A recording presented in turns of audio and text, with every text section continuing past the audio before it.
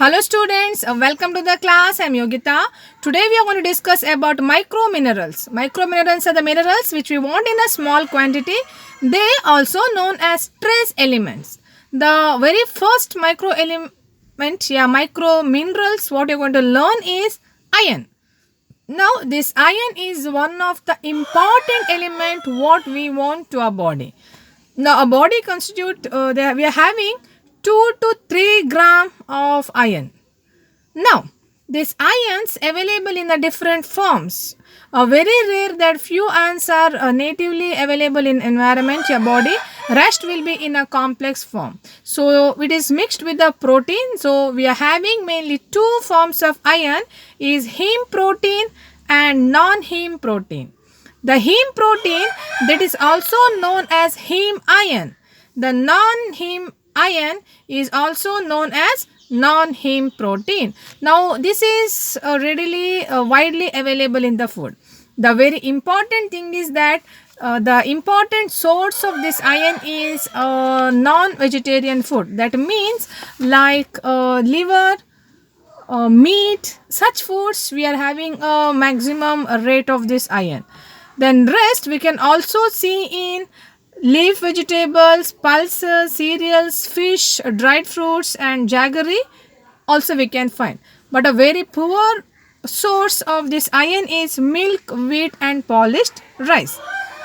Now the factors like if these vegetables has got these phytates and oxalates, that also will inhibit the absorption of your iron. What happen now? You are taking a food because of these contents, whatever the food you are taken in, that iron is not going to have any absorption in your body. So that's the reason you may develop in some kind of iron deficiency problems. Now apart from that, what's the important dietary requirement of this iron to the human beings or individuals? Now if you see the male and females, like also post-menopausal women, like after the cessation of their menstrual bleeding, they want 10 to 20 mg per day. And a premenopausal woman, that means before that cessation of menstrual bleeding, like generally adult females, they want 15 to 30 mg per day, and children want a 15 to 30 mg per day, whereas the pregnancy and lactating mothers definitely they want little more, they want 18 to 36 mg per day. Now next is what's the important function of iron. The important function of iron is iron helps in formation of this hemoglobin, so that it is able to contain some kind of oxygen in that. It also helps in supplying the oxygen to the muscles, so that muscles they are able to get this oxygen. This is called like myoglobin. They also help in transferring this oxygen to the muscles.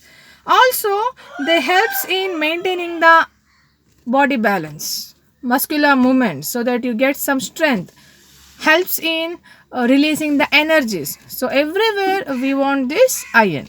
Now what happen, like if you don't take, definitely will have a problem, because this iron is essential for development of your brain cells.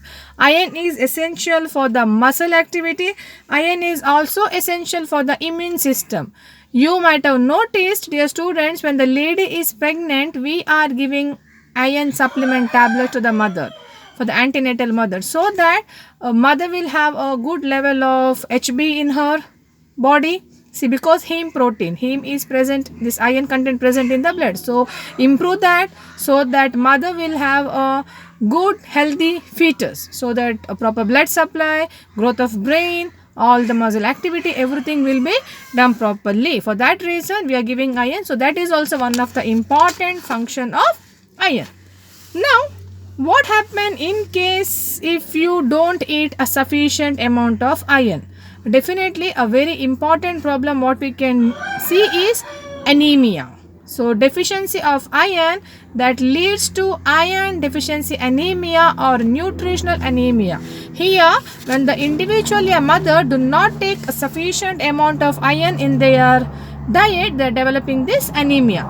Now here it mainly because two reasons. Either people they are not eating sufficient food which is rich in iron content, Second is they are eating something but it is not absorbed because of as how I said, vegetables they may have oxalates or else some deficiency of vitamin C. Because of that, the absorption is not taking place. See, deficiency of gastric juice, because of some or another reason, this whatever you ate, that also not absorbed. Now because of that, you are having this iron deficiency anemia, and this is one of the major problem what we can see because of deficiency of this micro minerals. We are having lot of minerals, but if you compare to that, this iron deficiency of iron mineral, because of this is problem what you're facing, this is worldwide. Okay, now along with that, we can also see a person is having a problem of pica and apathy. Apathy means loss of appetite. Apathy means a loss of emotional feelings, as well as pica means individual is eating non-nutritious substance. This is happens when you are having a deficiency. Now what happen in case when you eat more amount of iron? Now when you take more amount of iron, that leads to iron toxicity. This is also called as hemochromatosis. Hemochromatosis. You may get a question. What's the condition when you're taking iron excessively in your diet? Write this. Hemochromatosis. Now here, in hemochromatosis, what happened? Because of this, individual may develop a problem where they may develop cardiac arrest, they may develop renal failure, or they're not able to have certain normal daily functioning of their body. Now because of that, they find it difficulty to have a easy life. So we need to have a control over the iron supplements, your vitamin supplements what we are giving to them. So this is about your iron. And now we'll study the second micro mineral is iodine. Now iodine, our body contain around 25 mg of iodine. Here 80% of iodine will be stored here in the thyroid gland. You might also know it's one of the common disease when we are having this iodine deficiency is goiter. Now mainly from where we'll get this iodine? So here we no need to go in search of iodine, because the water what we are drinking, that may mixed with this iodine mineral, and some foods like seafood, iodized salt, it's a main source of iodine. See, whatever salt before we are using plain salt which is not with iodine, but now we are getting Tata salt, yeah, iodized salt, so that help us to meet the need of iodine. The requirement of iodine is for the adult 100 to 150 microgram per day, and for the pregnant woman 200 microgram per day. Now what's the important function of iodine? The important function of iodine is it helps in a synthesis of hormone, thyroid hormone T3 and T4. Also it helps to maintain the basic metabolic rate. For all these things very important, we want iodine. Now definitely deficiency of iodine, when you take iodine in lesser than the requirement, that leads to a condition that is called goiter. You all may be very familiar here in thyroid region, here enlargement can be seen. This is called goiter. Now commonly, if the people are away from the seashore or hilly areas, there is a chance that they may develop this condition. Usually when we are close to the seashore, definitely water what we are drinking, most of our food content, vegetables, whatever, in the soil we are having that iodine, so definitely we will get that iodine to our body. Now one more condition, in case of children, we can see that cretinism, cretinism, cretinism. Now this is a condition where deficiency of iodine in the children, that leads to hypothyroidism, resulting in physical and mental retardation. Mental growth will be retarded, as well as physically they are not able to gain sufficient height and weight which they are supposed to get. Now that condition is called cretinism, cretinism. See, now this is also because of deficiency of iodine, mainly in the children. Okay, now what happen in case if you eat more? Overconsumption and toxicity. The toxicity is called hyperthyroidism.